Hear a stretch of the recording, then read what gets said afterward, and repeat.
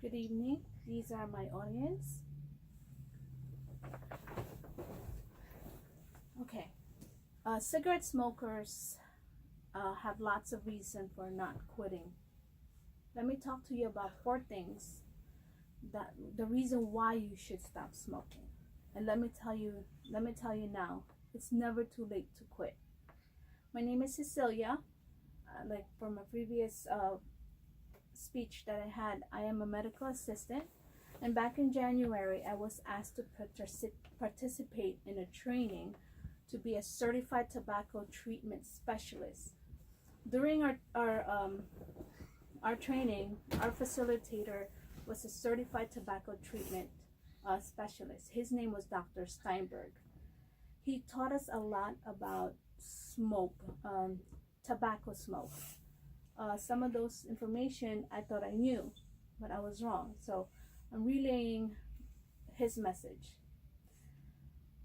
Let's talk about what's in a cigarette, how do cigarette affects our health, and what is an environmental tobacco smoke, and what are the benefits of quitting. First of all, let's talk about cigarettes. What's a cigarette? A cigarette is any tobacco that's rolled in a paper, and tobacco consists of approximately 600 ingredients.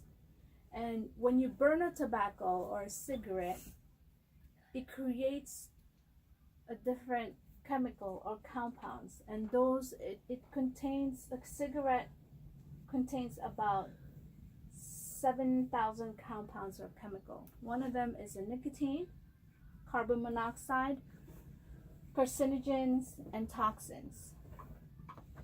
There are two known carcinogens that causes or a big factor in causing cancers.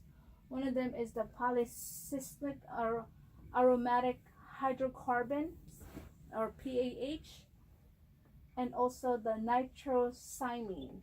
These are the two causative factors in cancers of lung, esophagus, pancreatitis, and oral cavities. And these are the these are the toxins found in smoking tobacco. There's ammonia, formalin, sulfur dioxide, to name a few, and these chemicals are found in our household items. When you smoke tobacco, it costs a great deal on our health.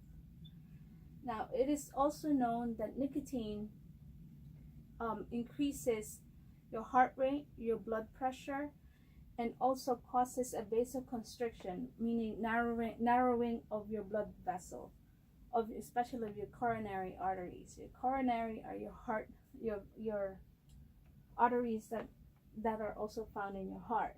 Now, when you continue smoking for the period of time, you start collecting plaques. And you see in your diagram, the normal arteries are on the top. It's clear to you get normal blood flow. And then once you start narrowing, you start collecting plaque. So you start getting abnormal blood flow. And once you start getting blood flow, you can also smoking can also increase your platelet stickiness. So that's when blood clot starts developing.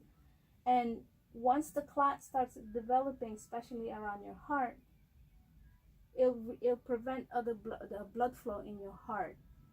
So once that happens, once your heart muscle doesn't get blood, it causes you to have a heart attack. And also smoking, we all know that it causes a lot of problem with our lungs. So these are the known pulmonary diseases that's caused by smoking tobacco. Emphysema, usually it's a structural damage caused in your lungs, and it lessens the surface area, basically the exchange of oxygen and carbon dioxide in your blood cells. It also creates chronic bronchitis and asthma. Asthma mostly found in children too. So they're greatly affected by tobacco smoke.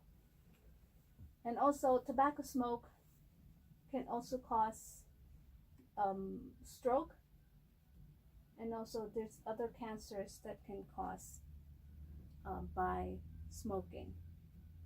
It says here about 15 to 30 year more. The average cause of cancers in smokers is about 50 to 30 higher risk of lung cancer, and 10% or 10 times of risk of laryngitis cancer. So it's pretty high. What's environmental smoke tobacco? Well, ETS contains different mixtures of the same material found in tobacco smoke, including cancer-causing compound called the carcinogens. Who's exposed to them? Well, the secondhand smokers, the innocent bystanders, your children, your family members that don't smoke. And also, there's another term called the third-hand smokers. Well, those are people that are exposed to the particles, matters, and chemicals that are deposited by smokers. You know, those I guess the ashes that falls on the carpet and on your clothes and on the toys and etc. And again, your family that are not smokers are the ones that are affected.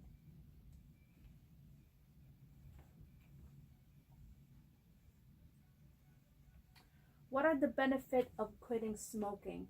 Well, it's proven that within minutes or days of quitting smoking, it decreases your blood pressure, and it also decreases your carbon monoxide level in your blood. So it improves in weeks. It'll improve your lung function, and it also increases your chances of or reduces your heart attack, or the risk of having a heart attack.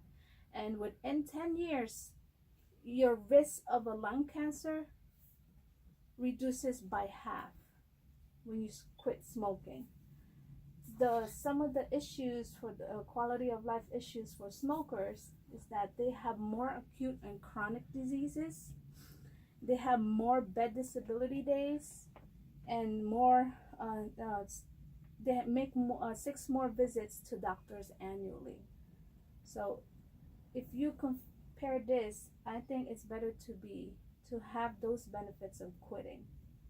So I believe you guys are ready to quit with the smokers. Now, it's not just how much longer you live by quitting, but it's living longer and enjoying the quality of life.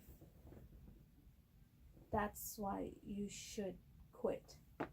Yeah, any question? I do. Where can my grandpa go for help? That's a good question. So some smokers are able to stop their habit on their own, sometimes without over-the-counter medications like nicotine or patches or gum. And if you are, or your grandfather is ready to quit, he can call this number, the quit line. This is a national number that he can call. And also there are tobacco treatment centers that are being created to help smokers to quit successfully. And this is the website. There's one, I know that there's a local one. It's in Jersey City Medical. They have tobacco treatment centers there. Howard Wood Johnson and Somerset Rahway, they have one. They have some too, and also St. Barnabas Hospital has some. It's so some of the smokers, it's more common for smokers in long terms to kick the habit. It's harder for them to kick the habit. So in the treatment centers, the counselors or the CTTS, or the Certified Tobacco Treatment Specialists coaches, are there to assist patients or clients with a one-on-one sessions, and also help them with medication and behavioral treatment. So they will work closely with your provider to provide you the medication and behavioral treatment that you need. And also they can assist parents who wants to eliminate secondhand smoke for their children. And also they can really help you on the relapse prevention, because that's one of the most common thing that smokers complain about is their relapse or their craving. So they are there to help you to successfully quit. So that's it. These are again my audience. I thank you and I enjoyed this semester. Thank you so much. Have a good night.